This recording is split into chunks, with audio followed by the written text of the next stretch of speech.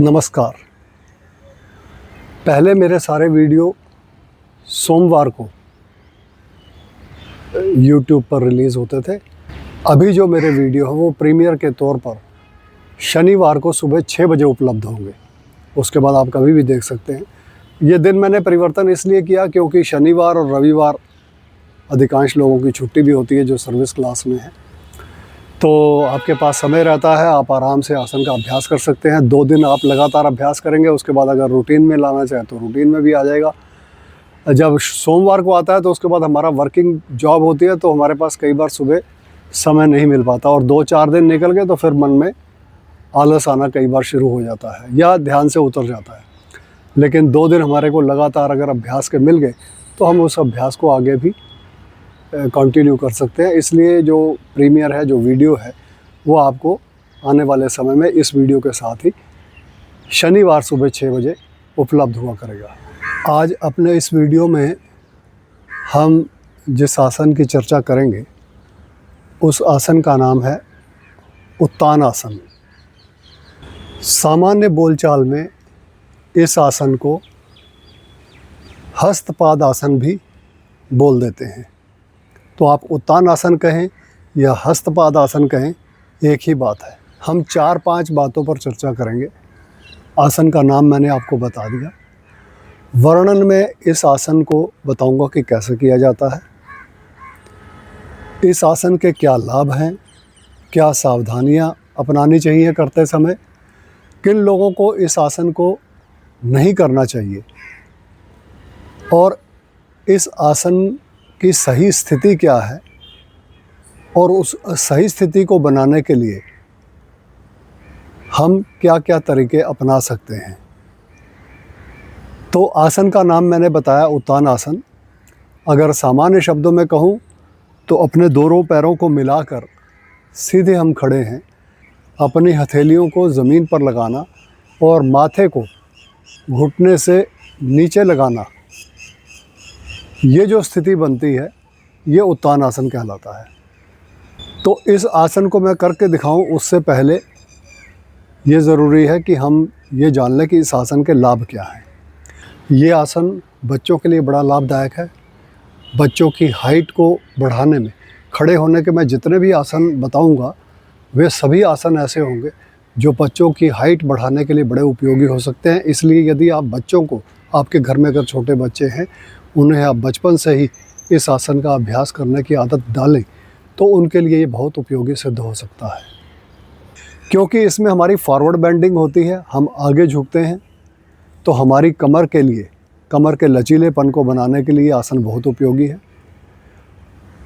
जिन लोगों का एक्सेस चर्बी है कमर पे, पेट पे, उसको कम करने में, रिड्यूस करने में ये मदद करता है।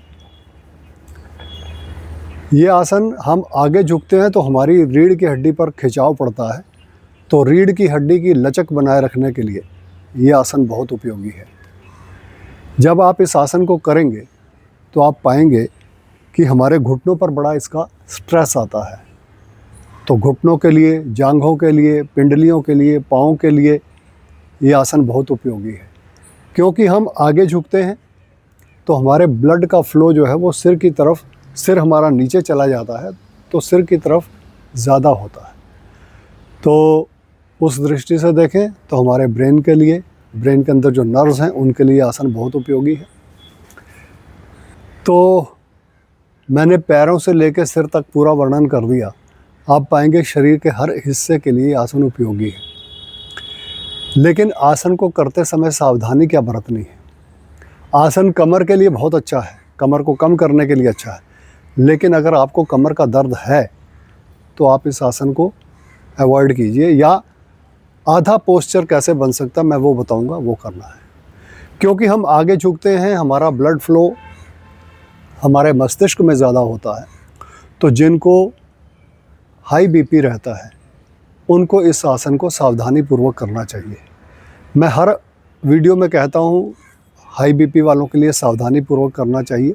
सावधानी पूर्वक करना चाहिए का अर्थ क्या है, हमारा बीपी, हम दवाई ले रहे हैं, कंट्रोल्ड है, तो हमें अधिक देर तक एक तो उस आसन में नहीं रुकना, शुरुआती अभ्यास में हमें कुछ सेकंड के लिए रुकना है और जैसे जैसे हमारा अभ्यास बढ़े, हमें लगे कि इसमें करने में हमें कोई कठिनाई नहीं है, तो हम उस आसन को करने की अवधि को बढ़ाते जाएंगे। जो हृदय रोगी हैं वो इस आसन को अवॉइड करेंगे क्योंकि हमारे हृदय पर उसका स्ट्रेस पड़ता है। जिन लोगों को हर्निया है वो फॉरवर्ड बेंडिंग आसन जो है वो नहीं करेंगे। जिनको साइटिका पेन है वो इस आसन को नहीं करेंगे। इसी तरह से जिन लोगों को सर्वाइकल की प्रॉब्लम है उनके लिए फॉरवर्ड बेंडिंग मना होती है, उन्हें यह आसन अवॉइड करना चाहिए। या जैसा हमने पहले आसनों में अभ्यास किया था या व्यायाम करते हुए अभ्यास किया था, वो अपनी गर्दन को नीचे नहीं झुकाएंगे। अब चाहे सर्वाइकल की प्रॉब्लम है, चाहे कमर दर्द की प्रॉब्लम है, कितना करना है ये इस बात पर भी निर्भर करता है कि कमर दर्द या सर्वाइकल की आपकी सिचुएशन क्या है। अगर बहुत ज़्यादा दर्द है, अगर बड़ी एडवांस स्टेज है सर्वाइकल की, तो पहले आपको दवाइयों के माध्यम से उस दर्द को ठीक करना चाहिए, कमर दर्द को ठीक करना चाहिए, फिर अभ्यास करना चाहिए। लेकिन अगर कभी कभार दर्द होता है और सामान्यतः ठीक रहता है तो हम इसे सामान्य पोस्चर जैसे हम बाकी करते हैं वैसे कर सकते हैं। अन्यथा जो सर्वाइकल के पेशेंट हैं वो अपनी गर्दन को नीचे नहीं झुका करके सामने देखते हुए इस आसन को करेंगे, तो इस आसन का उन्हें बाकी लाभ सारे मिल जाएंगे। जो गर्दन से संबंधित नर्व्स के लाभ हैं वो उससे वंचित रहेंगे, लेकिन बाकी लाभ उनको मिलते रहेंगे। सामान्य शब्दों में कहूँ तो आसन करते समय हमें एक्सेस स्ट्रेंथ या ज़्यादा ज़ोर लगा करके आसन को नहीं करना है। जहाँ जाकर हमें कष्ट होने लगे उससे थोड़ा पहले ही आसन में रुक जाना है। धीरे धीरे आसन की स्थिति अपने आप ठीक बनती जाएगी। तो अब हम इस आसन का अभ्यास करते हैं।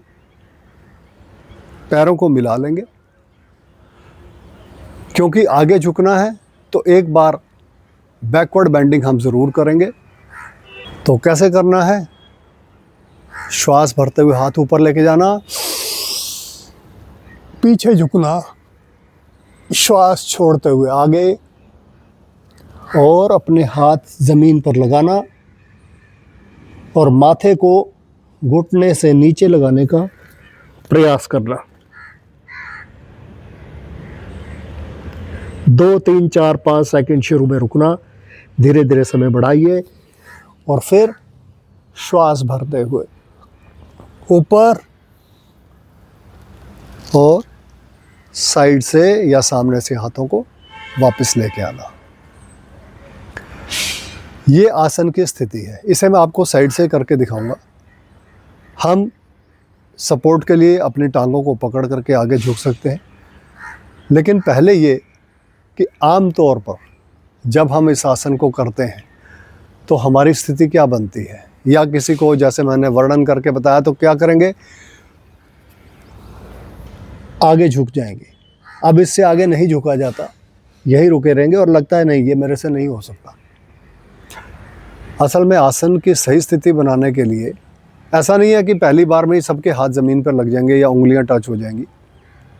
अगर फ्लेक्सिबिलिटी नहीं है तो हो सकता है आपकी हाथ क्या उंगलियां भी ज़मीन पर टच ना हो पाए, हाथ अभी बीच में ही रह जाएं, ये भी स्थिति हो सकती है। लेकिन अगर हम सही ढंग से करेंगे तो जो हमारा पोस्चर बनता है शुरुआत में उससे थोड़ा बेटर बनेगा। तो हम क्या करते हैं, पीछे जाते हैं और जब नीचे आते हैं तो हमारे हाथ आगे निकल जाते हैं और सिर ऊपर रह जाता है और फिर हम यही रुक जाते हैं। ऐसा नहीं करना। आप मेरा पोस्चर देखिए, जब हम सही ढंग से करेंगे, श्वास भरते हुए हाथ ऊपर लेके जाना और श्वास छोड़ते हुए आप मेरा देखिए, सिर मेरा हाथों के बीच में है, भुजाओं के दोनों के बीच में है।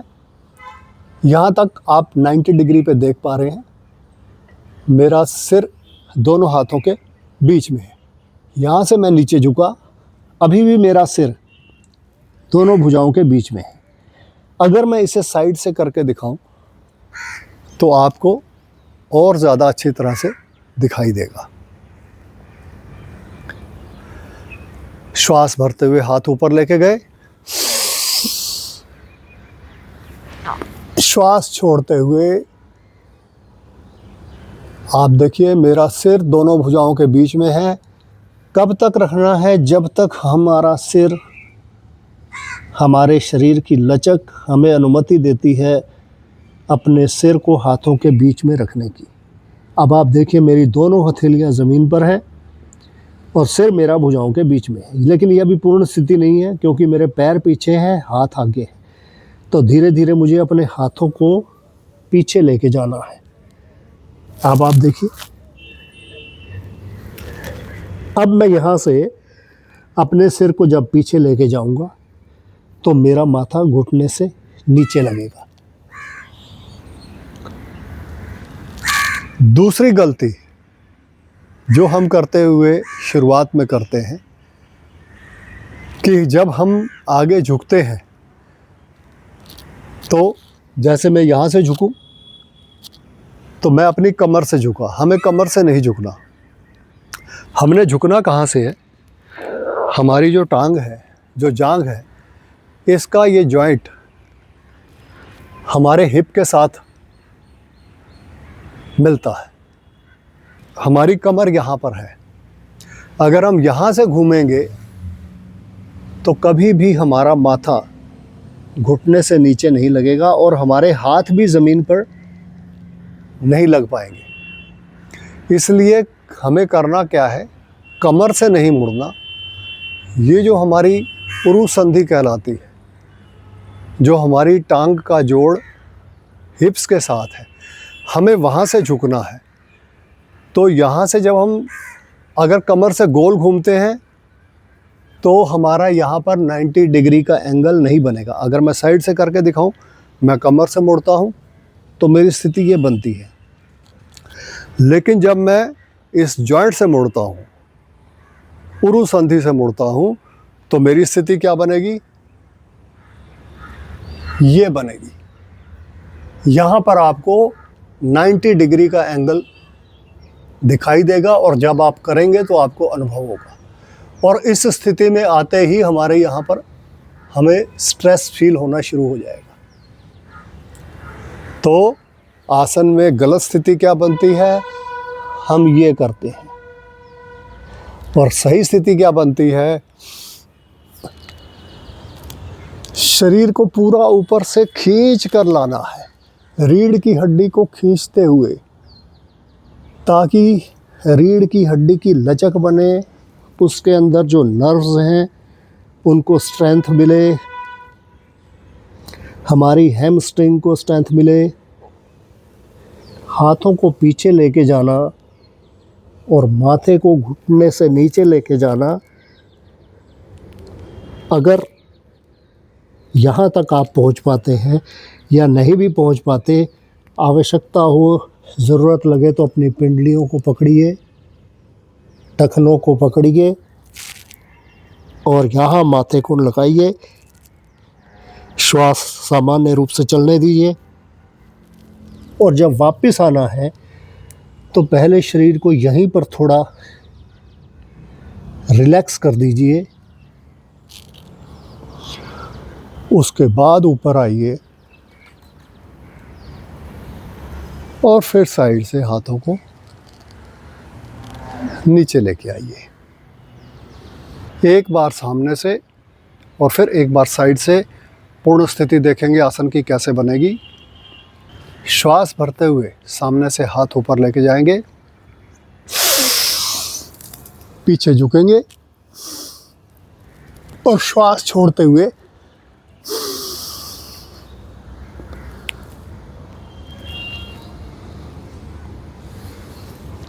अपने माथे को नीचे लगाना। 1 2 3 4 5 6 7 8 9 10 11 12। श्वास भरते हुए वापस पीछे झुकना और श्वास छोड़ते हुए हाथ बाजू से वापस। पिंडलियों को पकड़कर कैसे करेंगे, या टखनों के पास अपने पाँव को पकड़कर कैसे करेंगे आसन को। श्वास भरते हुए हाथ ऊपर, श्वास छोड़ते हुए।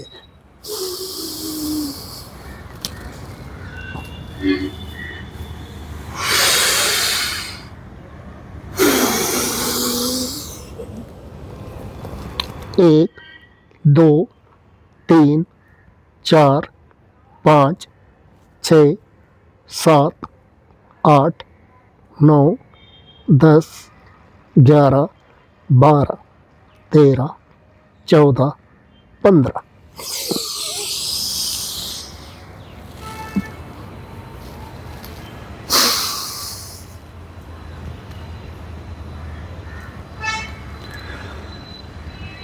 मैंने 12 सेकंड 15 सेकंड किया। पूर्ण स्थिति में जाने के बाद श्वास की क्रिया सामान्य रूप से चलती रहेगी। मैं कुछ समय तक रोक सकता हूँ, ऐसा मेरा अभ्यास है, तो मैं श्वास को रोक लेता हूँ। लेकिन आप लोगों को श्वास को रोकने का अभ्यास नहीं करना है। श्वास की क्रिया सामान्य चलती रहेगी। शुरुआत में आप केवल नीचे जाना और ऊपर आना इसका अभ्यास भी कर सकते हैं। फिर धीरे धीरे 2 सेकंड, 5 सेकंड, 7 सेकंड इस तरह से समय को बढ़ाते हुए इस आसन को कर सकते हैं। तो ये हमारा उत्तान आसन है। जैसा मैंने पहले बताया, हमारी रीढ़ की हड्डी के लिए बहुत लाभदायक है। रीढ़ की हड्डी की लचक बने रहना बहुत ज़रूरी है। वैसे तो शरीर का हर अंग महत्वपूर्ण है, हर अंग का अपना महत्व है, लेकिन कुछ हिस्से ऐसे हैं जिन पर हमारे पूरे शरीर का संतुलन टिका होता है, और हमारी रीढ़ की हड्डी उनमें से एक है। शुरुआत में आपसे ये आसन नहीं होता, तो इसके लिए आप एक स्टूल का सहारा ले सकते हैं। मैंने एक ये छोटा स्टूल रखा हुआ है, जिसे हम आमतौर पे अपने बाथरूम में यूज़ करते हैं नहाने के लिए। इसे आप आगे रखिए, क्योंकि इस आसन को हमें बिना घुटने मोड़े करना है। घुटने मोड़ कर किया आसन उतना लाभदायक नहीं होता, उसके लाभ थोड़े कम हो जाएंगे, और जो हमारी हैमस्ट्रिंग को जो स्ट्रेंथ मिलनी चाहिए, जो पिंडलियों को स्ट्रेंथ मिलनी चाहिए, वो स्ट्रेंथ नहीं मिल पाती। तो अब आप देखिए, अगर आपके हाथ ज़मीन पर नहीं लगते तो आप स्टूल रखिए सामने। इससे क्या होगा, हमें इसका थोड़ा सपोर्ट मिल जाएगा। अब आप ऊपर जाइए, श्वास भरते हुए आगे झुकिए। शुरू से ये अभ्यास ये बनाइए कि एक तो कमर को खींच कर रखना, ऐसा ढीला करके नहीं करना। अगर स्टूल को इधर सामने रख दें और साइड से देखें, तो जो बार बार मैं बात कह रहा हूँ, कमर को खींच कर रखिए, 90 डिग्री का एंगल बन जाए। उसके बाद नीचे झुकिए। आपकी, मेरे तो क्योंकि हाथ वैसे ही ज़मीन पर टच हो जाते हैं, लेकिन अगर आपके नहीं पहुँचते, यहाँ तक आते हैं, अगर आपके हाथ यहाँ तक आते हैं, तो आप जब स्टूल सामने रख लेंगे तो आपको स्टूल का सपोर्ट मिल जाएगा और आप आगे और झुक पाएंगे। आपका पोस्चर थोड़ा बेटर बनेगा। दूसरा, पोस्चर को बेटर बनाने के लिए हम क्या कर सकते हैं, अगर आप यहाँ तक पहुँच गए तो एक बार फिर से सांस लीजिए, छोड़िए और आगे झुकने की कोशिश कीजिए।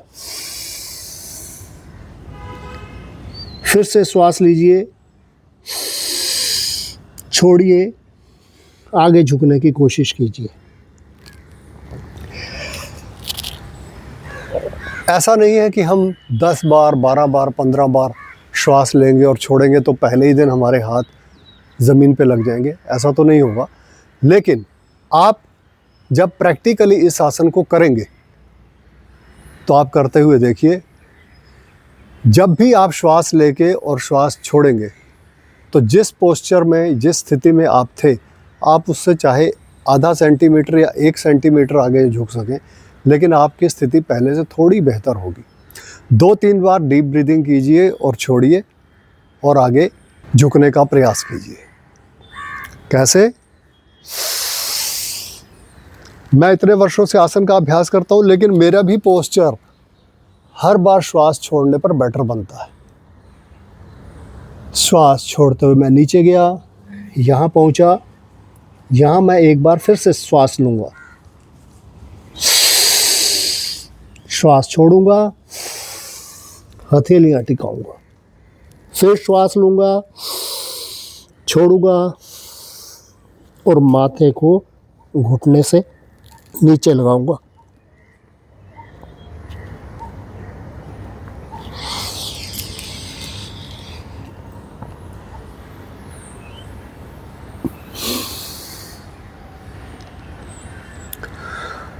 जिन लोगों को बीपी की समस्या है, रक्तचाप है, हाई ब्लड प्रेशर रहता है, वो शुरुआत में मैंने कहा था कि 90 डिग्री तक हम लोग झुक सकते हैं। उन लोगों के लिए शुरुआत में आप ऊपर हाथ लेके गए, आगे झुके, तो यहीं पर रुक जाइए।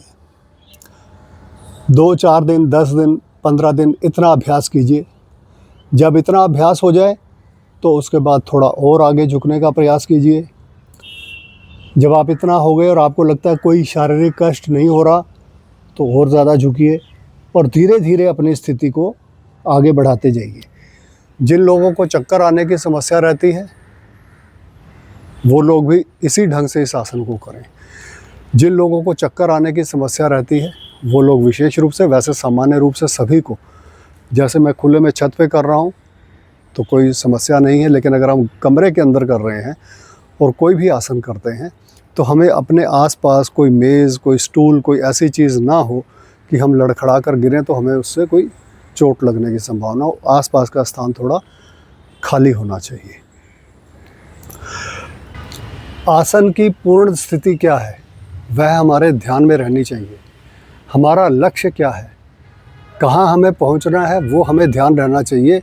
लेकिन ज़बरदस्ती करके अपने शरीर के साथ दर्द हो रहा है, खिंचाव बहुत ज़्यादा अनुभव हो रहा है, बर्दाश्त नहीं हो रहा, लेकिन फिर भी करने की कोशिश कर रहे हैं, ऐसा नहीं करना। जहाँ तक आसानी से आपसे होता है आप वहाँ तक कीजिए। जब आप इसे नियमित अभ्यास करेंगे तो सप्ताह, 10 दिन, 15 दिन, महीने में आप पाएंगे कि आपकी स्थिति में बहुत सुधार हो जाएगा। तो आप इस उत्तान आसन का अभ्यास कीजिए और आप जब लगातार 7 दिन तक इस आसन को करते हैं तो 7 दिन में आपकी स्थिति में कितना सुधार होता है, इसे आप खुद नोटिस कीजिए। वीडियो को अपने मित्रों के साथ, अपने संबंधियों के साथ शेयर कीजिए। आपके पास जो ग्रुप्स हैं उनमें शेयर कीजिए। इस चैनल को अगर आप सब्सक्राइब कर लेंगे तो इसका नोटिफिकेशन आपको मिल जाएगा। तो मिलता हूँ आपसे अगले वीडियो में, तब तक के लिए नमस्कार।